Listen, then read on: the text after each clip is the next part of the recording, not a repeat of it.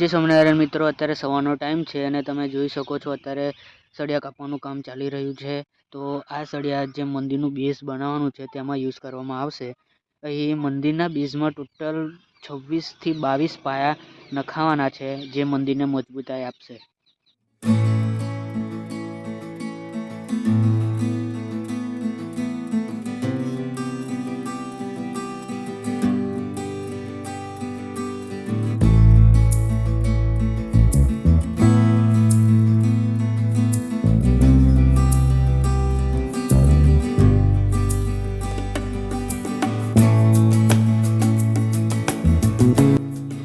તો અત્યારે જે તમે કોલમ જોઈ રહ્યા છો ત્યાં ટોટલ 4 બેઝ આવશે અને આ રોમાં પણ 4 બેઝ આવશે અને સામેની સાઈડે 6 બેઝ આવશે.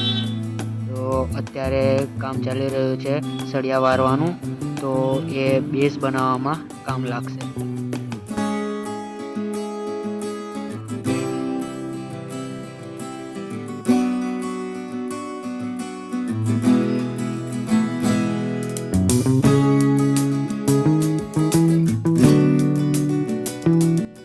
મિત્રો તમે જોઈ શકો છો અત્યારે સાંજનો ટાઈમ થઈ ગયો છે અને મંદિરનું બેઝ બનાવવાનું જે મટીરિયલ છે એ આવવાનું શરૂ થઈ ગયું છે.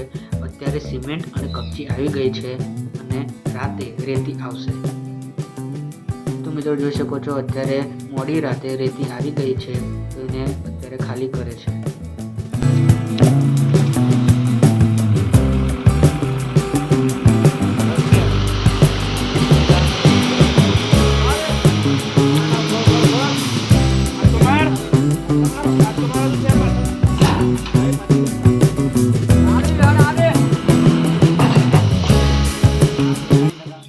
તો મિત્રો તમે જોઈ શકો છો અત્યારે સિમેન્ટને ઢાંકવામાં આવે છે, કારણ કે ઠંડીનો ટાઈમ છે અને ભેજના કારણે સિમેન્ટ પલળી જાય તો બગડી શકે છે, એટલા માટે એને ઢાંકવામાં આવે છે.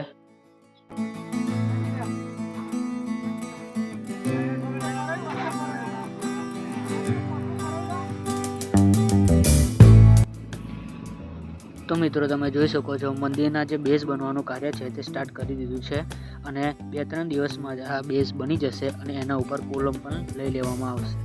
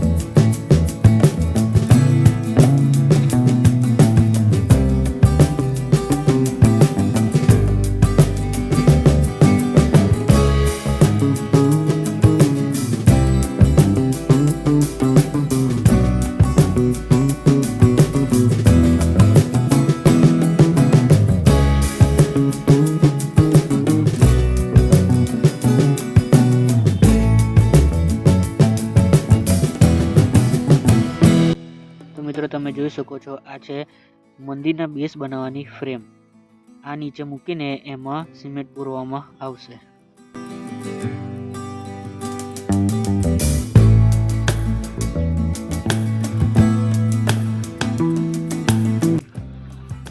તો મિત્રો તમે જોઈ શકો છો મંદિરના બેઝ છે એ બની ચૂક્યા છે. હવે આના ઉપર કોલમ બનાવવાનું સ્ટાર્ટ કરવામાં આવશે.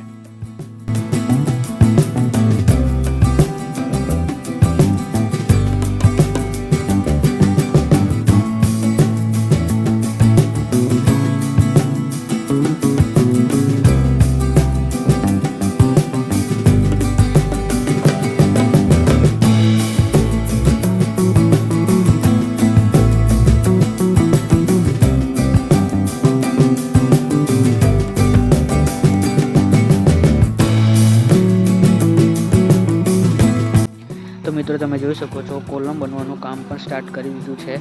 હવે આની અંદર સિમેન્ટ પૂરીને એને ઉપર લાવવામાં આવશે.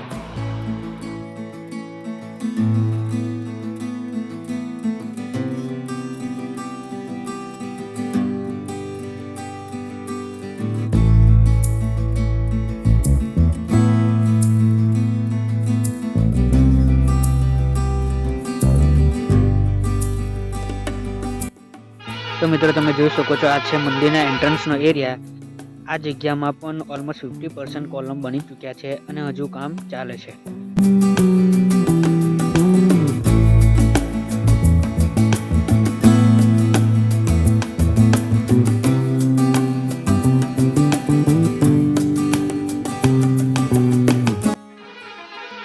તમે જોઈ શકો છો આ છે મંદિરનું એન્ટ્રન્સ.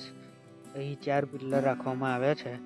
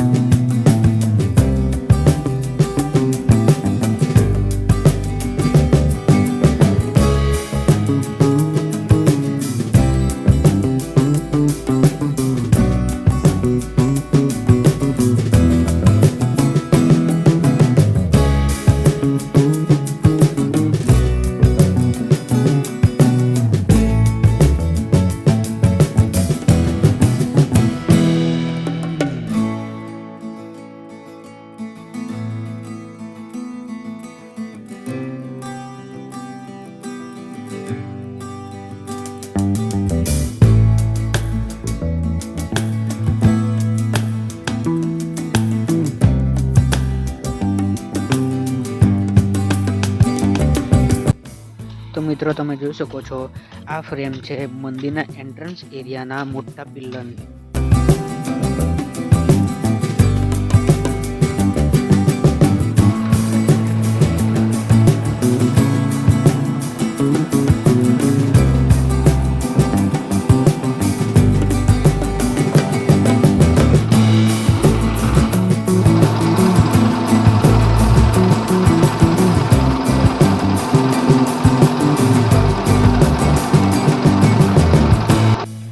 આ છે મંદિરનો ગેટ. તમે જોઈ શકો છો 6 બેઝ બની ચૂક્યા છે. હવે એના ઉપર કોલમ બનાવવામાં આવશે.